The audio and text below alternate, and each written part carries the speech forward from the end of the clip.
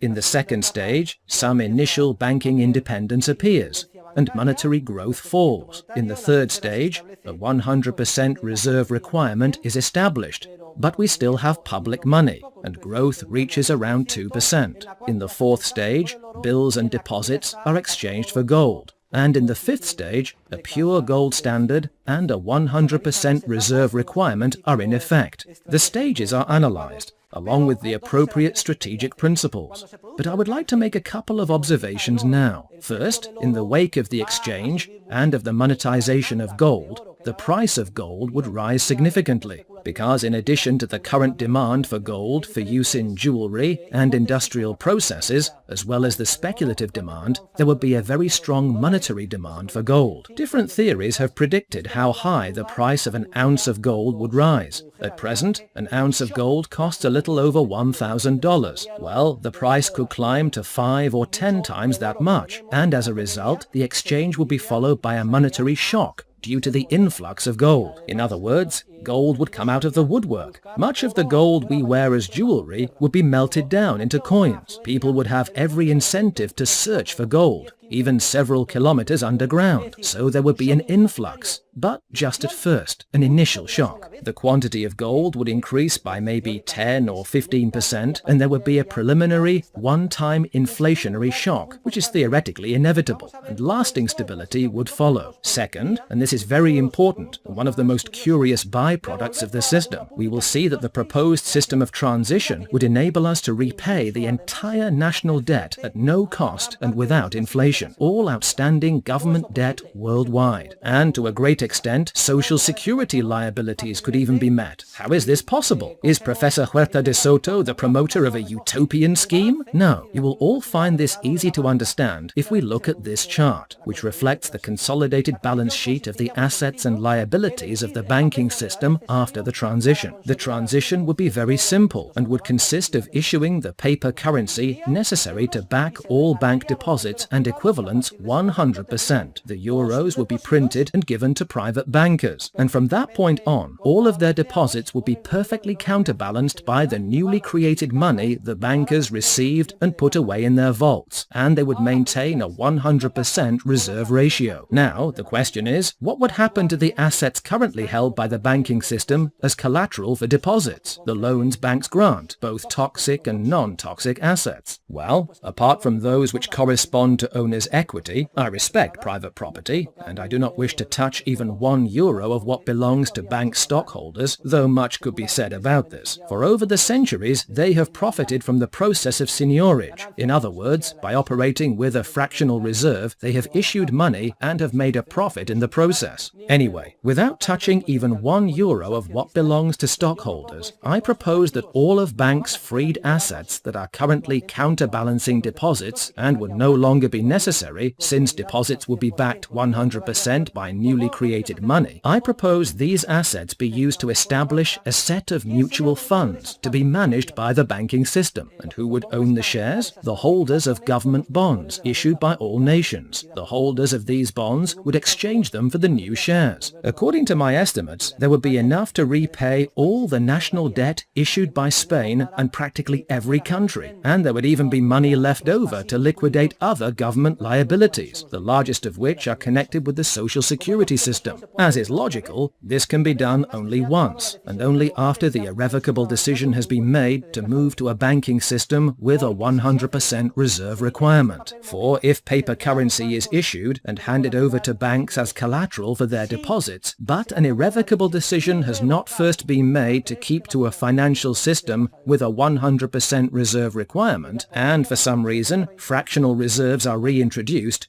imagine the pyramid of credit expansion and inflation that could be erected with that newly created money. It would be inflation unlike any we have ever seen, and it would be the last straw and would destroy our economic system. All of the measures I propose and the conclusions I draw rest on the irrevocable nature of this reform. Therefore, I close the book with the following message. We must insist that the financial and banking system comply, like every other economic agent, with the general legal principles essential to all market economy.